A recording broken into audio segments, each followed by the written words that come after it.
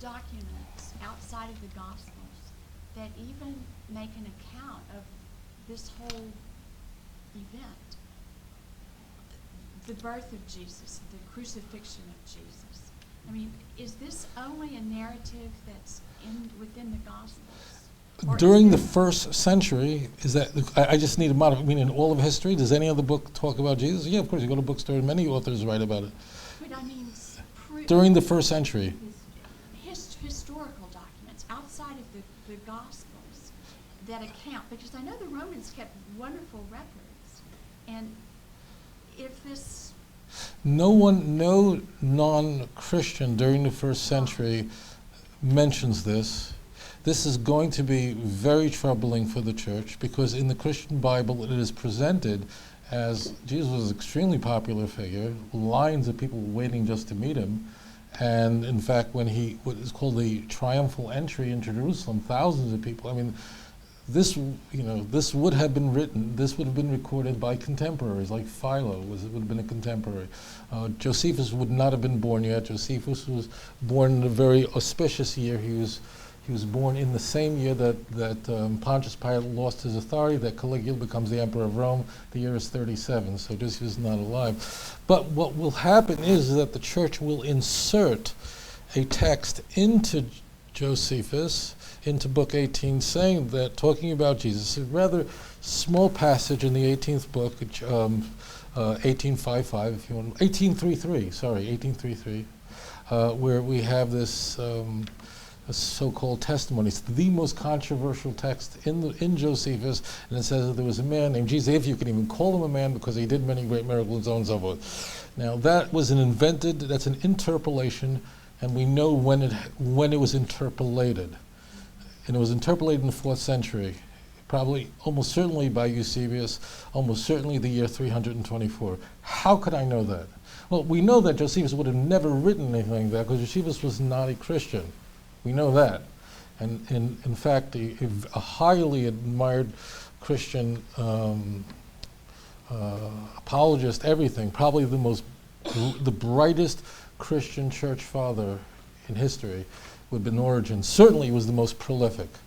Jerome estimates that Origen wrote over 2,000 books in his lifetime. Well, as it turns out, no one ever quotes this.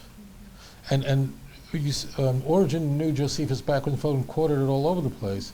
And in fact, there are numerous church fathers that are trying to defend Christianity from claims of it's all fake, it's not true, and so on. They would love to say, here, look at Josephus. We have a testimonium here, Testimonium Flavium, which says, so it appears nowhere, Justin, that's mid-2nd century. He's having a whole fight with a Jew named Trypho. Not there. Origen is fighting against a pagan Celsium. He's, a whole book there, how he's responding to the charges that Christianity is a false religion. That would have been a great source. And but this passage in Antiquities is a forgery. And Antiquities is one of the later books. I mean, in Josephus's earlier works, The War Against the Jews, which is written 20 years early, there's no mention of this. It doesn't exist there. It doesn't appear in Antiquities. And what's happened is there has been, I'm disappointed in scholars today, in scholars of the ancient world, because if you took a vote, and this was actually done, if you took a vote among scholars, so everyone agrees that this is nonsense, that there is no real scholar, unless there's some living on a mountaintop somewhere in a desert. Everyone knows that this text is, Josephus didn't write it. Origen very specifically says in his commentary on the book of Matthew, chapter 10, section 6, Origen specifically says that Josephus was a Christian. Okay, so he couldn't possibly have written that. So then what?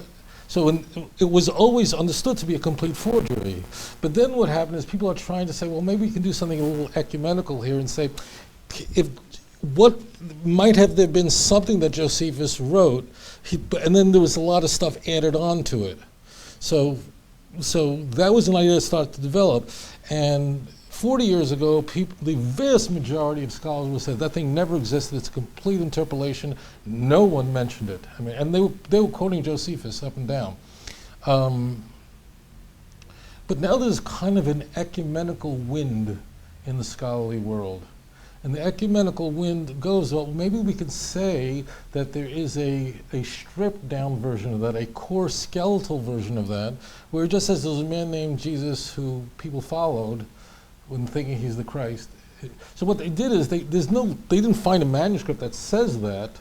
What they did is they said, well, what can we take away from this, cut away, until we can get to something that Josephus could have said without being critical. Do you get what I'm just saying? That's not historical theology. That's just being ecumenical. That's being ecumenical. It's just saying, well, let's get along and say that there was some sort of skeletal thing that... The question is, why are they being so ecumenical now? Why are scholars of the ancient world and New Testament scholars, who most are quite, I don't want to say most, I didn't do a survey of this, but a great deal of New Testament scholars in the world are very liberal, and many of them are not Christians by any stretch of the imagination. Why would they start to support this kind of thinking? That maybe there was this, why would they want to do that? Well, what's the incentive today to say, well, maybe there was some skeletal part of Josephus, and the whole thing isn't true, maybe there's a little bit of it is true. They actually voted on this multiple times, and you go back in time, as you go further back, scholars are willing to dismiss it. Now they're going, maybe there was some relic of that was the case. Why would be the influence? The influence is the mythicism that's becoming very dominant, and that is that Jesus never existed. And that Christian scholars don't like.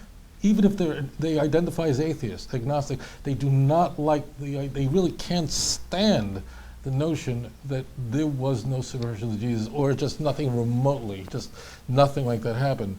So therefore, why can't they do it? I mentioned this last night, is New Testament scholars, I'm talking about totally liberal, agnostic, and some of the most well-known Christian scholars in the world, New Testament scholars in the world, are agnostic, just don't believe in anything.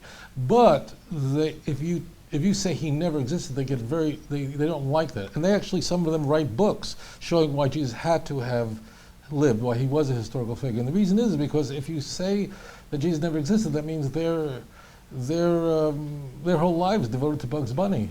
It means their whole lives is a complete waste. They're trying to find out who's the true historical Jesus, who they admire. See, so that's why it is. So therefore, what's happened is there's been this push of mythicism that Jesus never existed, has become more in vogue, and therefore, even the agnostic New Testament scholars are pushing against that and saying, okay, we'll give you a little bit on Josephus, and that's why that shift has happened. It's sort of you follow what I'm saying? So more of Josephus was considered people who would have never considered it 50 years ago because of the mythicists saying, well, maybe there is some skeletal part of it. But the answer is no. No one said a word about it. Because in this Christian environment, I mean, we are in a Christian nation, more or less. I mean, even if people aren't going to church, and even if they aren't reading the Bible, they consider themselves Christian many times. Mm-hmm. And the relevancy of the scholar, if he did go against the Christian, well, if he did go with the mysticism that Jesus never really even lived, he would become irrelevant then. It's true. I mean, he would not even be listened to.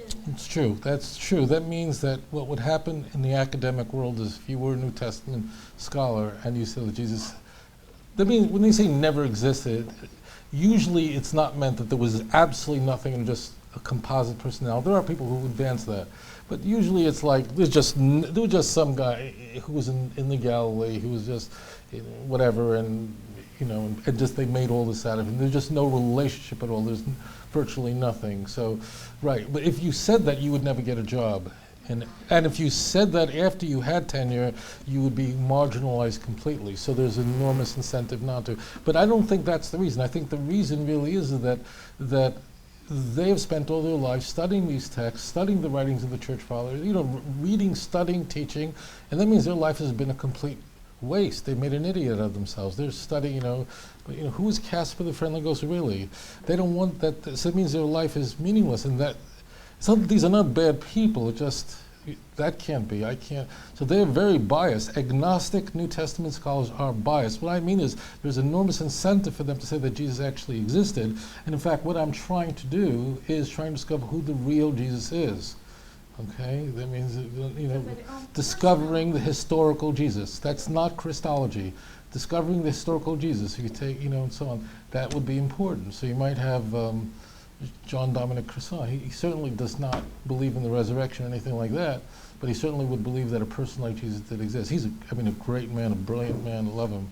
But so it's actually personal instead of just a financial status kind of thing. It's a personal thing that they're kind of trying to preserve. I'm just giving you my reflection. This is just my reflection on watching this and trying to assemble it all together. But this is not about worshiping the true God of Israel.